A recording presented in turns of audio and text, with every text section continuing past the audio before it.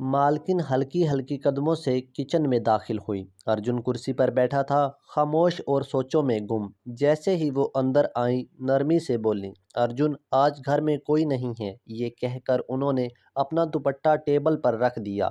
Kitchen کا ماحول اچانک سناٹے میں ڈوب گیا۔ مالکن آہستہ آہستہ ارجن کے قریب آئیں اور غور سے دیکھا، پھر اس کا ہاتھ اپنے دونوں ہاتھوں میں لے لیا۔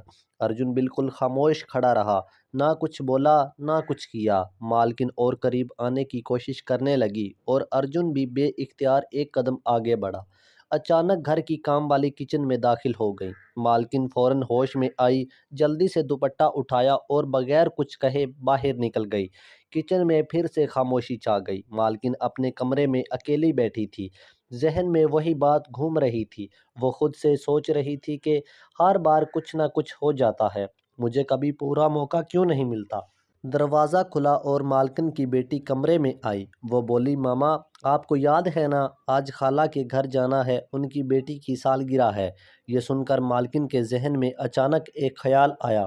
انہوں نے تھوڑی کمزوری کا ڈرامہ کیا اور بولی، بیٹا میرے سر میں بہت درد ہو رہا ہے، شاید میں نہ جا پاؤں۔ پھر آہستہ سے اضافہ کیا، اگر تم بھی چلی گئی تو گھر کا کام کون دیکھے گا، یہاں کون رہے گا؟ بیٹی تھوڑی دیر سوچتی ہے، پھر بولی، اچھا ایسا کرتے ہیں، میں چلی جاتی ہوں، ارجن کو آپ یہاں روک لیں، رات یہیں رہے گا، اگر کوئی ایمرجنسی ہوئی تو مجھے فون کر دے گا۔ مالکن ہلکی سی مسکراہٹ کے ساتھ بولی، ٹھیک ہے بیٹی۔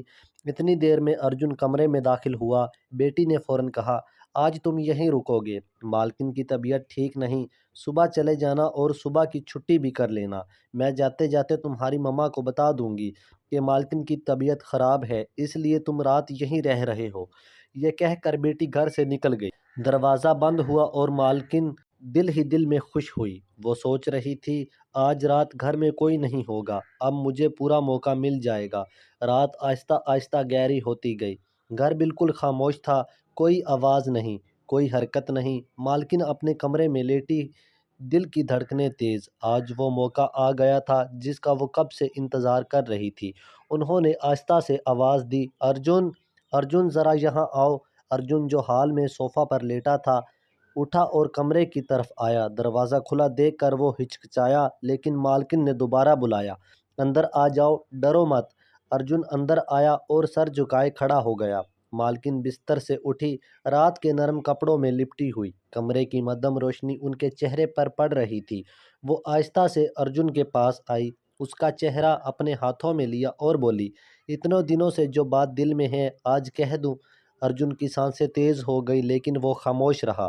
مالکن نے اسے بستر کی طرف کھینچا۔ آج کوئی رکاوٹ نہیں تھی، کوئی کام والی، کوئی بیٹی، کوئی شور، صرف دو لوگ اور ایک طویل انتظار کا خاتمہ۔ مالکن نے ارجن کو اپنے قریب کیا، اس کے ہونٹوں کو چھوا اور پھر رات نے سب کچھ اپنے پردے میں چھپا لیا۔